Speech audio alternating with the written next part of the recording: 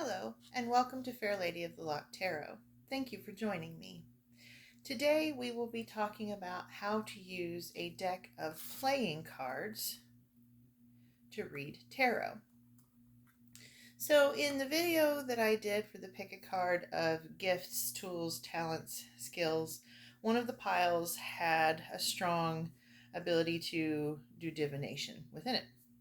And so we had done a how-to pendulum video in response to that. And today we're going to talk a little bit about the Rider-Waite-Smith Tarot. I'm not going to go over every single meaning for each card. There are some really good TikTok and YouTube videos that already do that and go over it in great detail. There's also a lot of books and a lot of online source materials that can give you keywords and extended definitions. And I can recommend a book for that as well, if that would be helpful to you. What we're going to do is talk about what cards in a playing deck are equivalent to the cards in the tarot. That way, if you want to get started in divination, but you need to do it on a budget, just going to your local dollar store or thrift store and buying an inexpensive deck of playing cards can assist in that. And that way you're not having to spend a bunch of money right off the bat. Now, it does take you following your intuition to do it with the playing cards, because you don't have the art to assist you in that way. And it takes knowing the meanings. So what we'll do is in the near future, we'll do a video about following your intuition and in what ways you can enhance that and have more faith in your intuition and less doubt. Okay? So today we're going to start off with showing you what aspects there are within the Rider-Waite if you're new to tarot, and then what is and is not within a regular playing deck. So one of the things that is in the Rider-Waite-Smith Tarot is the major arcana. And the major arcana are not within a regular playing deck. Now, the tarot was originally actually a card game that was created in Italy. However, it has, over time, become something so much more. And I find it to be quite enjoyable. So the major arcana consists of the Fool, the Magician, the High Priestess, the Empress, the Emperor, the Hierophant, the Lovers, the Chariot, Strength, the Hermit, Wheel of Fortune, Justice, the Hanged Man, Death, Judgment, the Devil, the Tower, the Star, the Moon, the Sun, Judgment, and the World. Okay. Now this is some of the original art. It changes, sometimes with each deck. And there are a wide range of tarot decks with a wide range of art.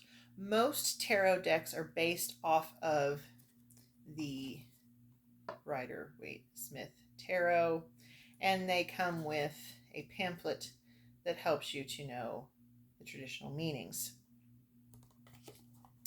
There are some decks that have extra meanings or have altered the meanings, and so for those you would need to do your own research if that's what suits you best. And some tarot go with the Rider-Waite-Smith meanings, however they add an extra layer of meaning onto those. The Universal Celtic Tarot is one of those where it goes with the traditional meanings, but it also has some of the Celtic myths and legends that go along with it that incorporate extra meanings into the cards.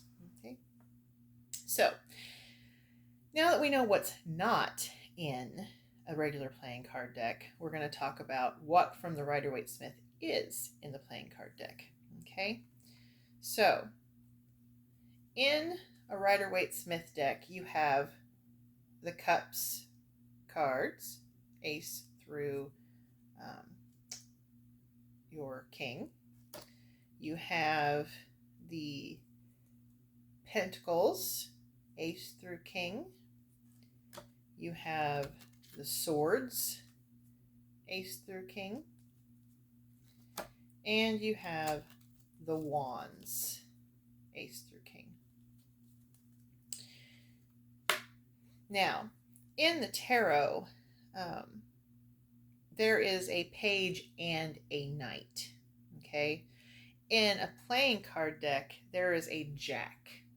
So when using a playing card deck, you have to use your intuition to decide, is it the page energy, is it the knight energy, is it a combination of both? Okay. In a regular playing card deck, the hearts represent the cups.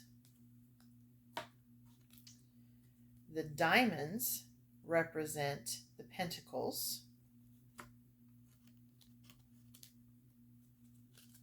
The spades represent the swords. And the clubs represent the wands.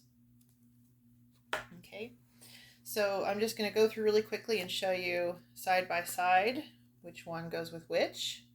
So this would be your Ace of Cups in the Rider and in a playing deck. I happen to have a crystal playing deck, but you can use any playing deck. Okay.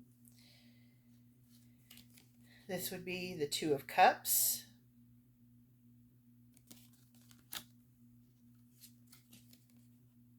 Three of Cups.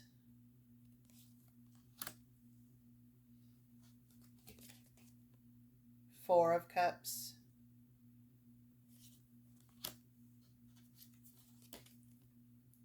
Five of Cups.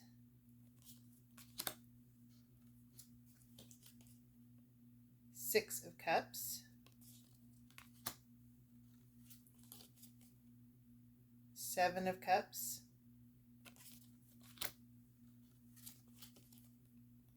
Eight of Cups.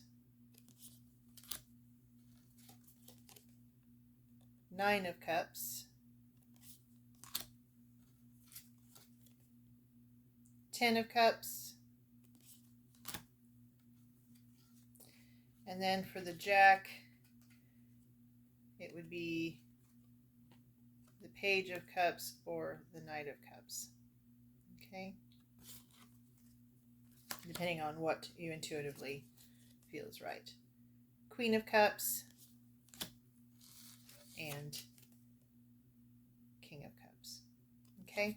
And this is true for each and every single one of these piles. So you just take hearts equal cups, diamonds equal pentacles, swords equal spades, and wands equal clubs. Okay? And it's really that straightforward. Now, like I said, when you're doing it with playing cards, knowing the definitions, having done some study in advance, and using your intuition. Tarot is very much about intuitive reading. So one of the things that I did when I was first learning was I got myself a book. I have decorated it with a sticker, that makes me smile, that I got at the Burnished Raven. And then what I did was, some people have what's called a book of shadows. I have what I call my book of journey, impressions, expressions, and discovery. Okay. And you can, add stickers. You can put runes, that you want to add energy to, whatever suits you.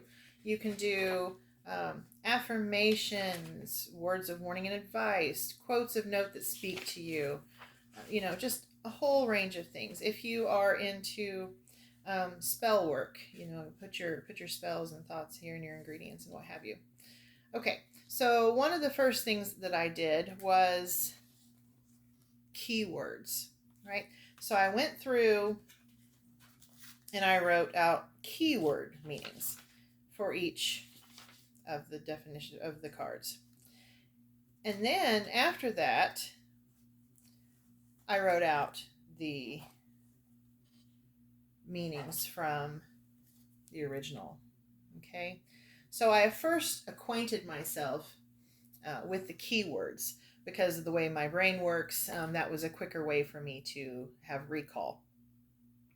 And then I took the full meanings and I taught myself the uprights and the reverse. So if you just take a book and you write them out, and just like when you were in school, when you write things out, you have a better chance of remembering them.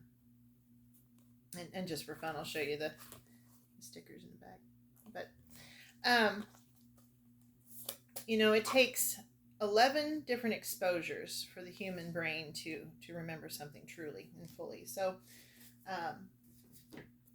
writing that out in a book is a really good way of learning the material. Depending on whether you are an auditory learner where you hear things and you remember it better, whether you're a kinesthetic learner where you do things and you remember it better, if you are a visual learner where you read it and you learn it better. It just depends on your style of learning. Go with what works for you.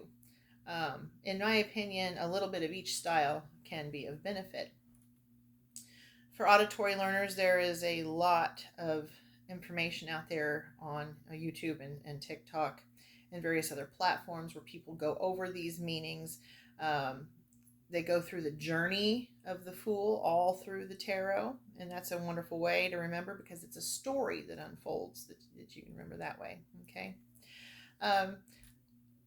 If you prefer something tangible in your hand that somebody has already written and laid everything out that you can consult, if you're a more visual learner, this book, Tarot and Other Divination Arts, Learn to Foretell the Future by Alice Ekrek and Michael Johnstone, is actually a really interesting book.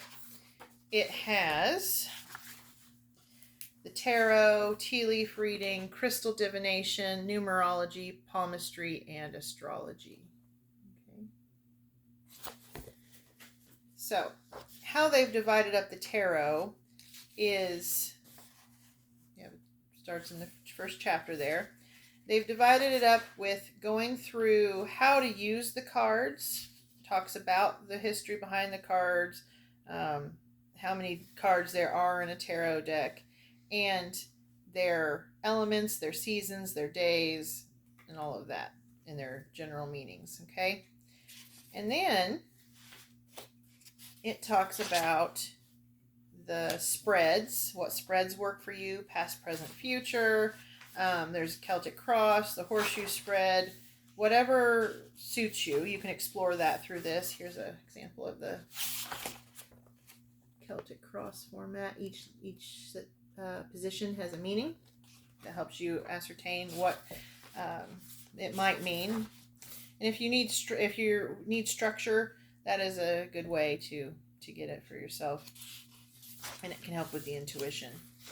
And then it talks about the major arcana, and it goes through each card and lays out the meanings of the cards, including the keywords that we talked about. And it has some quotes from the Fool's Journey. So it's really interesting. Then it goes through the minor arcana, okay, which represents the day-to-day life experiences and that sort of thing, okay. And it goes through all of the minor arcana, which is your cups, pentacles, swords, and wands. And it goes through the court cards, which is your pages, knights, queens, and kings, okay. And then it also has a section on divination with playing cards.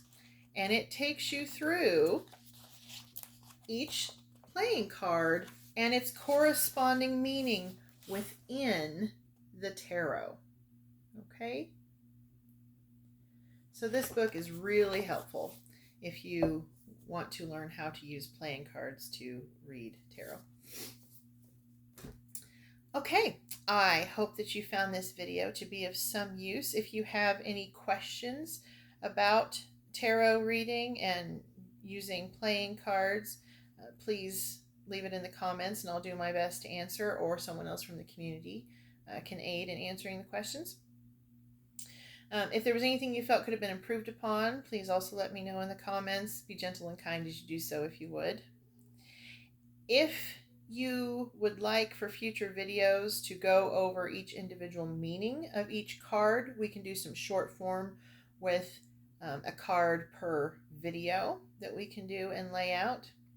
And then next time we see each other, I will put together a video about intuition, following your intuition, and how to help clear blockages where that's concerned, to help you in your tarot reading practice. All right. Thank you for joining me. I look forward to seeing you in the next video, and I hope you have a wonderful day. Bye.